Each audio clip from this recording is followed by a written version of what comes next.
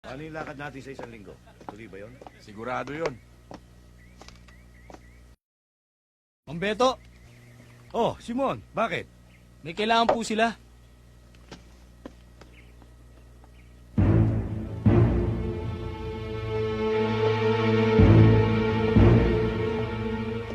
May sadya ka raw, ma'am.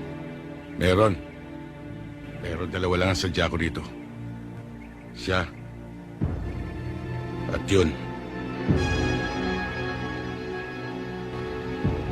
Bakit? Anong kailangan mo sa amin?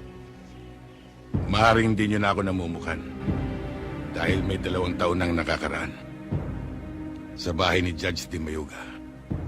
Ako lang ang natirang buhay. Kaya yung mga naririto na hindi kasama lumayo na. Dahil papatayin kong 2 ito eh.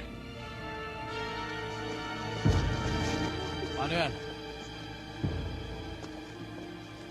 Kasama ako. Di itutumba rin kita.